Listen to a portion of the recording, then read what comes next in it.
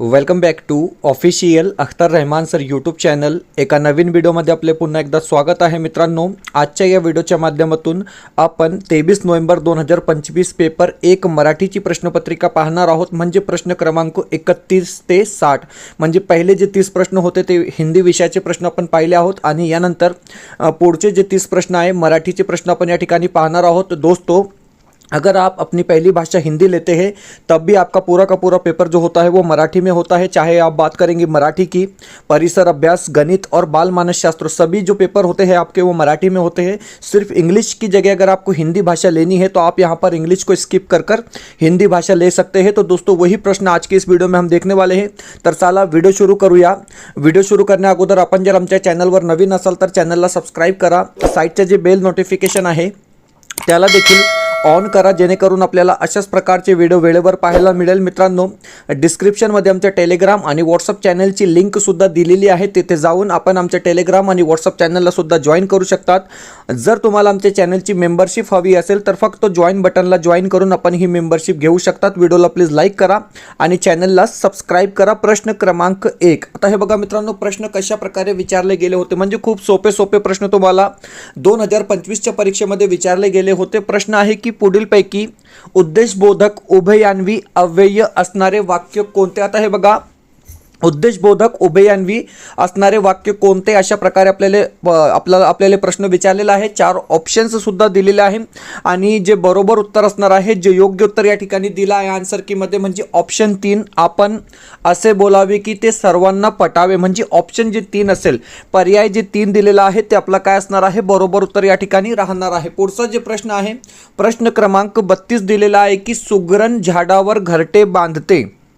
Okay, हा एक वाक्य या ठिकाणी दिलेला आहे आणि विचारलेला आहे की वाक्याचा काळ कोणता. हा खूप सोपा प्रश्न होता की सुगरण झाडावर घरटे बांधते. म्हणजे बांधते या ठिकाणी क्रियापद वापरलेलं आहे. तर साधा वर्तमान काळ म्हणजे पर्याय जे 4 असेल, ऑप्शन जे 4 दिलेला आहे ते आपला योग्य उत्तर असणार आहे. आणि प्रश्न क्रमांक 33 खूपच सोपा प्रश्न, म्हणजे खूप सोपे प्रश्न. म्हणजे कमीत कमी पेपर 1 मध्ये हिंदी आणि मराठीमध्ये मॅक्झिमम विद्यार्थ्यांनी 50+ परीक्षेमध्ये केलेला आहे आणि ते सर्व विद्यार्थी पास झालेले हैं. दोस्तों, अगर आपको पास होना है, मैं आपको बताऊंगा कि एक सिंपल तरीका है, एक सिंपल ट्रिक है. आपको हिंदी और मराठी में 45+ करने हैं.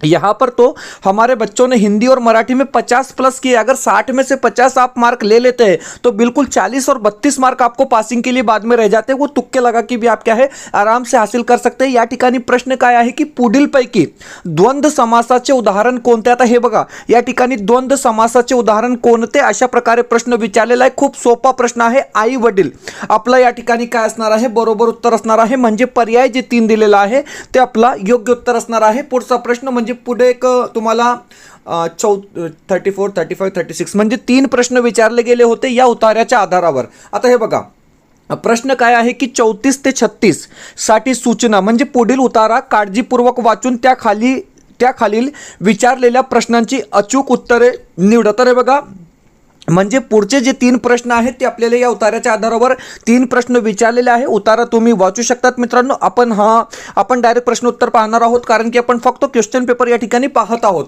प्रश्न क्रमांक 34. आता हे बघा, प्रश्न 34 काय दिलेला आहे. प्रश्न 34 तुम्ही पाहू शकतात. प्रश्न विचारलेला आहे की चाफा हलल्यासारखा, एक मिनिट, ओके, चाफा हलल्यासारखा का दिसत नाही, याचे रिझन काय. सोपा प्रश्न होता. तुम्ही परिच्छेद वाचला तर लगेच तुम्हाला कळेल. पानगळती झाल्यामुळे, म्हणजे पर्याय जे 1 असेल, ऑप्शन जे 1 असेल ते आपला काय असणार आहे, बरोबर उत्तर असणार आहे. प्रश्न क्रमांक 35 होता की चाफ्याची पाने कधी गळून पडतात. अशा प्रकारे आपल्याला प्रश्न क्रमांक 35 या ठिकाणी विचारलेला आहे आणि 4 ऑप्शन्स दिलेले आहे. तर हे बघा, चाफ्याची पाने कधी गळून पडतात, अशा प्रकारे हा प्रश्न आहे. आणि पर्याय जे 3 असेल, हिवाळा सरता सरता, म्हणजे ऑप्शन जे 3 असेल ते आपलं योग्य उत्तर असणार आहे. आणि प्रश्न क्रमांक 36 या ठिकाणी दिलेला आहे की पानगळती कोणत्या ऋतूत होते. तर हे बघा, शिशिर आपला योग्य उत्तर असणार आहे. म्हणजे पर्याय जे 3 असेल ते आपलं योग्य उत्तर असणार आहे. तर अशा प्रकारे हे 3 प्रश्न तुम्हाला उतार्याच्या आधारावर या ठिकाणी दिले होते. आता पुढचे जे प्रश्न आहेत ते बेसिक्सचे प्रश्न, म्हणजे व्याकरण संदर्भातले प्रश्न विचारले गेलेले आहे. प्रश्न काय आहे, गुन्हा करूनही कबूल न करणाऱ्या चोरास पोलिसांनी डॅश डॅश हे वाक्य पूर्ण करण्यासाठी योग्य वाक्प्रचार निवडा. अशा प्रकारे हा प्रश्न आहे. खूप सोपा प्रश्न या ठिकाणी हे सुद्धा विचारला गेला होता. तर हे बघा, गुन्हा करूनही कबूल न करणाऱ्या चोरास पोलिसांनी 14वे रत्न दाखवणे, म्हणजे ऑप्शन जे 3 असेल, पर्याय जे 3 दिलेला आहे ते आपलं बरोबर उत्तर असणार आहे. आणि त्यानंतर प्रश्न क्रमांक 38 विचारलेला आहे की कद्रू या शब्दाच्या योग्य विरुद्धार्थी शब्द कोणता. अशा प्रकारे आपल्याला प्रश्न क्रमांक 38 विचारलेला आहे. आणि उदार म्हणजे ऑप्शन जे 1 असेल, पर्याय जे 1 दिलेला आहे ते आपला बरोबर उत्तर असणार आहे. मित्रांनो, व्हिडिओ आवडत असेल तर प्लीज व्हिडिओला लाईक करा. आपण जर आमच्या चॅनलवर नवीन असाल तर चॅनलला सबस्क्राइब करा. डिस्क्रिप्शनमध्ये आमच्या टेलिग्राम आणि व्हॉट्सअप चॅनलची लिंक सुद्धा दिलेली आहे. तिथे जाऊन आपण आमच्या टेलिग्राम आणि व्हाट्सअप चैनल सुद्धा ज्वाइन करू शकतात. दोस्तों, अगर आपको हमारे चैनल की मेंबरशिप हासिल करनी है तो सिंपली ज्वाइन बटन को ज्वाइन कर आप हमारे चैनल की मेंबरशिप हासिल कर सकते हैं, जिससे क्या होगा कि आपको महाटेट 2026 के लिए हमारे सभी लेक्चर, टोटली लेक्चर जो है वो बिल्कुल फ्री में देखने के लिए मिलेंगे. तो अभी ज्वाइन बटन को ज्वाइन कर दोस्तों आप हमारे चैनल की मेंबरशिप हासिल कर सकते हैं. वीडियो को प्लीज लाइक कर लेंगे, चैनल पे नए हो तो चैनल को सब्सक्राइब कर लेंगे. आता हे बघा, पुढचा प्रश्न काय आहे. प्रश्न क्रमांक 39 वा प्रश्न विचारलेला आहे की आकृतीत दिलेल्या अक्षरापासून तयार होणाऱ्या अर्थपूर्ण म्हणीचा योग्य अर्थ कोणता. अशा प्रकारे आपल्याला प्रश्न क्रमांक 39 विचारलेला आहे. आणि दुसऱ्याचे वाईट व्हावे अशी इच्छा बाळगणाऱ्यांचे वाईट होते, म्हणजे ऑप्शन जे 2 असेल, पर्याय जे 2 दिलेला आहे ते आपला योग्य उत्तर असणार आहे. प्रश्न क्रमांक 40 विचारलेला आहे की मलाही त्यांचा प्रेमळ स्वभाव खूप आवडतो. ओके, एक वाक्य दिलेलं आहे, मलाही त्यांचा प्रेमळ स्वभाव खूप आवडतो. या वाक्यातील उद्देश्य भागात एकूण किती शब्द आले आहेत. अशा प्रकारे हा प्रश्न विचारला गेला होता. मित्रांनो, थोडासा म्हणजे डिफिकल्ट हा क्वेश्चन तुमच्यासाठी असू शकतो. आपल्याला प्रश्न क्रमांक 40 विचारलेला आहे. आणि 3 म्हणजे किती, आपला ऑप्शन जे 2 असेल ते आपलं बरोबर उत्तर असणार आहे. पर्याय जे 2 दिलेला आहे ते आपलं काय असणार आहे, योग्य उत्तर असणार आहे. प्रश्न क्रमांक 41 वा प्रश्न काय आहे की त्वेष या शब्दाचा समानार्थी शब्द कोणता. आता हे बघा, त्वेष या शब्दासाठी योग्य समानार्थी शब्द कोणता. अशा प्रकारे आपल्याला प्रश्न विचारलेला आहे. आणि 4 ऑप्शन्स दिलेले आहेत, द्वेष, रोष, मत्सर किंवा आवेश. तर हे बघा, आवेश आपला काय असणार आहे, या ठिकाणी समानार्थी शब्द असणार आहे, म्हणजे ऑप्शन जे 4 असेल ते आपलं बरोबर उत्तर असणार आहे. त्यानंतर प्रश्न क्रमांक 42 वा प्रश्न खूप सोपा होता मित्रांनो, की पुढीलपैकी शुद्ध शब्द कोणता. म्हणजे अशाच प्रकारे प्रश्न तुम्हाला हिंदी मध्ये सुद्धा विचारला जातो की वर्तनी के हिसाब से सही शब्द का चयन कीजिए. तर हे बघा, निष्क्रिय कोणत्या ठिकाणी म्हणजे शुद्ध प्रमाणे लिहिलेला आहे किंवा लेखन नियमानुसार लिहिलेला आहे. तर ऑप्शन जे 3 असेल, म्हणजे पर्याय जे 3 असेल, आपला योग्य उत्तर असणार आहे निष्क्रिय, म्हणजे या ठिकाणी जे बरोबर उत्तर लिहिलेलं आहे. पुढचा प्रश्न क्रमांक 43 दिलेला आहे की शरद ऋतूत अंगणात दुधासारखे पिटूर चांदणे पडले होते. या वाक्यातील उपमेय कोणते. आता हे बघा, म्हणजे भाषा 2 म्हणजे पेपर 2 मध्ये सुद्धा अशाच प्रकारचा एक प्रश्न विचारला गेला होता. आणि तोच प्रश्न म्हणजे सेम प्रश्न या ठिकाणी चेंज करून विचारला गेलेला आहे की शरद ऋतूत अंगणात दुधासारखे पिटूर चांदणे पडले होते. तर हे बघा, चांदणे या ठिकाणी काय असणार आहे, तर ऑप्शन आपला बरोबर उत्तर असणार आहे. प्रश्न क्रमांक 43 चे जे उत्तर असणार आहे मित्रांनो ते ऑप्शन सी असेल, म्हणजे पर्याय जे सी दिलेला आहे ते आपला या ठिकाणी बरोबर उत्तर असणार आहे. पुढचा प्रश्न क्रमांक 44. ओके, प्रश्न काय आहे बघा. मनूने नवीन पुस्तके खरेदी केली. विभक्ती संदर्भात प्रश्न विचारलेला आहे. आणि हा प्रश्न सुद्धा सोपा आहे, म्हणजे स्पष्टीकरण करण्यासारखं काहीच नाही या प्रश्नामध्ये. मनूने नवीन पुस्तके खरेदी केली या वाक्यातील अधोरेखित शब्दाची विभक्ती कोणती. तर प्रथमा विभक्ती या ठिकाणी वापरलेली आहे, म्हणजे ऑप्शन जे 1 असेल, पर्याय जे 1 दिलेला आहे ते आपलं बरोबर उत्तर असणार आहे. प्रश्न क्रमांक 45 विचारलेला आहे की पुढील वाक्यातील कर्म ओळखा. आता हे बघा, एक वाक्य दिलेलं आहे आणि वाक्यातील कर्म म्हणजे काम कोणता. रेयांशने वर्गातील फळ्यावर सुंदर चित्र रेखाटले. काय केलं, तर सुंदर चित्र रेखाटले. आता या वाक्यातील कर्म कोणता, अशा प्रकारे प्रश्न आहे. तर चित्र आपलं काय असणार आहे, कर्म असणार आहे, म्हणजे ऑप्शन जे 4 असेल ते आपलं बरोबर उत्तर असणार आहे. प्रश्न क्रमांक 46 दिलेला आहे की बेंदूर हा सण वेगवेगळ्या भागात वेगवेगळ्या महिन्यात येतो. या वाक्यातील एकूण नामे किती. म्हणजे संज्ञा, हिंदी में हम क्या कहते हैं इसको, संज्ञा कहते हैं। तो ये वाक्य में नाम कितने आए हैं अशा प्रकारे आपल्याला प्रश्न विचारलेला आहे।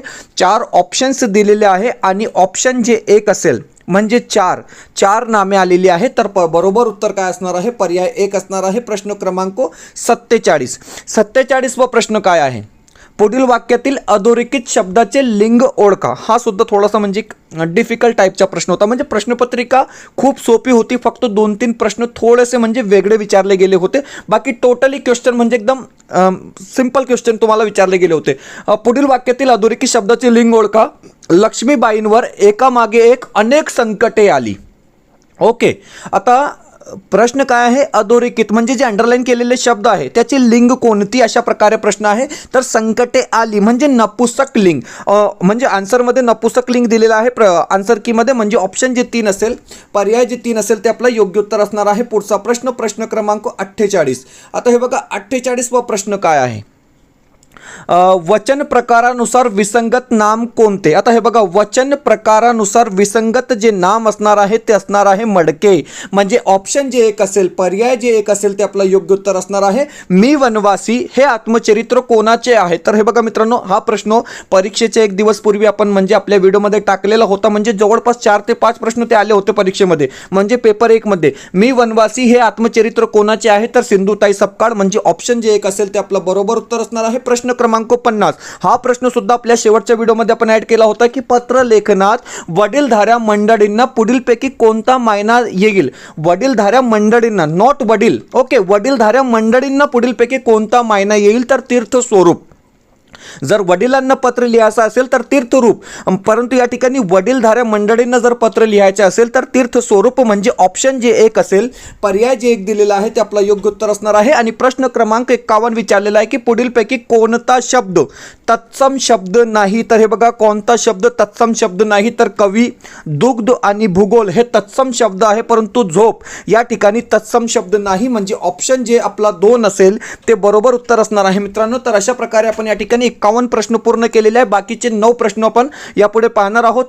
हे बघा मित्रांनो, तुमच्यासाठी एक विशेष ऑफर आपण या ठिकाणी ऍड केलेला आहे। मराठी, हिंदी आणि CDP म्हणजे बाल मानसशास्त्राचे नोट्स आपण या ठिकाणी ऍड केलेले आहे मित्रांनो। PDF नोट्स आहे, 3 वेगवेगळे PDF नोट्स तुम्हाला या ठिकाणी दिले जाणार आहे मित्रांनो, आणि विशेष कॉम्बो पॅक आपण या ठिकाणी तयार केलेला आहे। फक्त 399 मध्ये तुम्हाला हे तिघी नोट्स या ठिकाणी मिळणार आहे। प्रत्येक नोट्स मध्ये आपण 2-2 प्रश्नपत्रिका ऍड केलेल्या आहे आणि टोटली सिलेबस म्हणजे हिंदी आणि मराठीचा तर टोटली म्हणजे तुम्हाला 50 मार्क या ठिकाणी फिक्स आहे। आणि बाल मानसशास्त्रामध्ये जे मेन पॉइंट म्हणजे परीक्षेमध्ये 2013 ते 2025 मध्ये जशा प्रकारचे प्रश्न विचारले गेलेले आहेत, जे प्रश्न तुम्हाला परीक्षेमध्ये विचारले गेलेले आहेत ते टोटली नोट्स आपण या ठिकाणी एकत्रित केलेले आहे मित्रांनो। मी स्वतः ही नोट्स तयार केलेली आहे आणि उत्कृष्ट अशी नोट्स आहे। फक्त 399 मध्ये आपल्याला हे नोट्स या ठिकाणी पीडीएफच्या स्वरूपात मिळणार आहे। स्क्रीन मध्ये एक व्हॉट्सअप नंबर दिलेला आहे, या नंबरवर व्हॉट्सअप करून तुम्ही हे परचेस करू शकतात, म्हणजे तुमच्या तयारीसाठी आणि परीक्षेसाठी खूप खूप इम्पॉर्टंट हे नोट्स असणार आहे मित्रांनो। हिंदीचे जे पेजेस आहे फक्त 90 पेजेस आहे, मराठीसाठी 84 आणि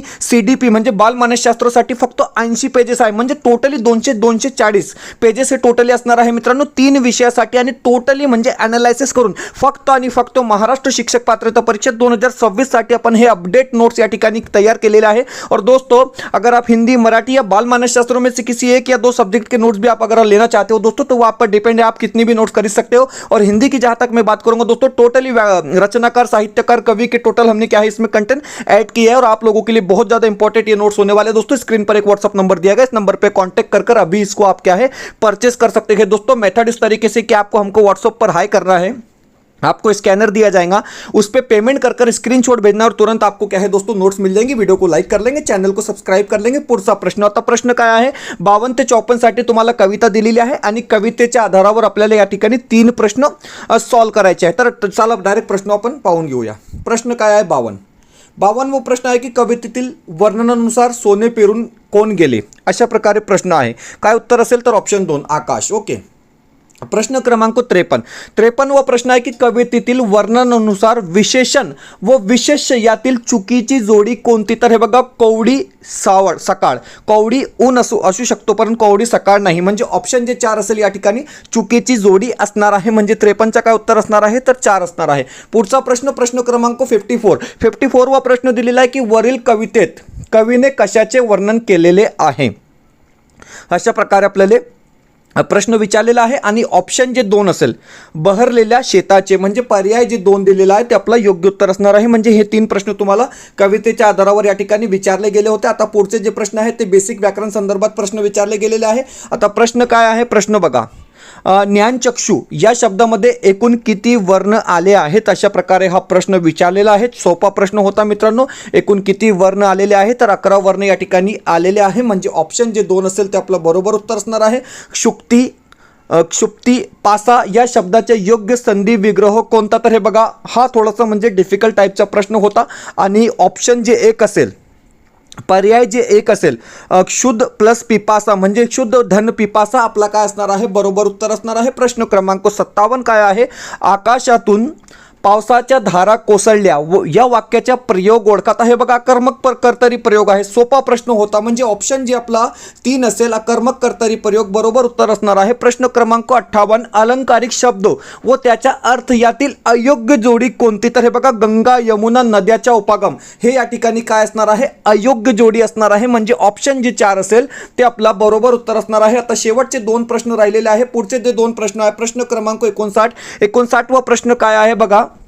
प्रश्न विचारलेला आहे की घुमडांचा गुटकार तर हंसांचा काय, अशा प्रकारे प्रश्न विचारलेला आहे. केकराव, गुंजराव, कलराव किंवा चित्कार, तर हे बघा ऑप्शन जे 3 असेल म्हणजे कलराव आपला काय असणार आहे, बरोबर उत्तर असणार आहे. आणि 60वा प्रश्न आहे, महाराष्ट्र कवी कोणास म्हणतात, तर यशवंतराव दिनकर पेंढारकर म्हणजे ऑप्शन जे 2 असेल ते आपला योग्य उत्तर असणार आहे मित्रांनो. तर अशा प्रकारे आपण या ठिकाणी 30 प्रश्न पूर्ण केलेले आहे मराठी विषयाचे. आता हे बघा मित्रांनो, प्रश्नपत्रिका तुम्हाला म्हणजे टोटली मराठीमध्ये विचारली जात आहे. हिंदी माध्यमची ही प्रश्नपत्रिका आहे, परंतु आपल्याला हे बघा तुम्ही गणित विषयाचे प्रश्न या ठिकाणी पाहू शकतात. प्रश्न म्हणजे गणिताचे सुद्धा प्रश्न तुम्हाला मराठीमध्ये विचारले गेलेले आहे आणि परिसर अभ्यास विषयाचे सुद्धा प्रश्न तुम्हाला काय आहे, तर मराठीमध्ये विचारले गेलेले आहे. तुम्ही पाहू शकतात मित्रांनो. म्हणजे टोटली पेपर आपला जे असतो हिंदी माध्यमांचा पेपर सुद्धा मराठीमध्ये असतो. फक्त तुम्हाला भाषा 1 हिंदी या ठिकाणी घ्यावी लागेल आणि भाषा 2 मराठी, म्हणजे आपला बाकी सगळा पेपर जे आहे ते मराठी भाषेमध्येच असेल मित्रांनो. अशा प्रकारे आपण हे या ठिकाणी म्हणजे एक सिस्टम आहे मित्रांनो. कारण की इंग्लिश म्हणजे जर तुम्हाला इंग्लिश स्किप करायची असेल तर तुम्हाला त्या ठिकाणी हिंदी भाषा घ्यावी लागेल. म्हणजे तुमचा निकाल म्हणजे 100% लागेल. क्योंकि दोस्तों आपको पता है कि 22% रिजल्ट जो है हमारा पेपर 2 का हिंदी का रहा है, 17% रिजल्ट जो है दोस्तों पेपर 1 हमारा हिंदी का रहा है. तो बहुत अच्छा रिजल्ट रहा है. अगर आपको पास होना है तो आपने अपनी पहली भाषा हिंदी ले लेनी है, दूसरी भाषा मराठी ले लेनी है. वैसा भी हमारा सारा का सारा पेपर जो है दोस्तों वो मराठी में होता है. और अगर आप हमारा एक कॉम्बो पैक खरीदना चाहते हैं दोस्तों, जिसकी डिटेल आपको स्क्रीन पर दी गई है, 399 रुपये में आपको ये तीनों नोट्स मिल जाएंगे दोस्तों. तो अभी कॉन्टैक्ट कर आप क्या है इसको परचेस कर सकते हैं. फिलहाल वीडियो में इतना ही, मिलते हैं नए वीडियो में बेहतर अपडेट के साथ.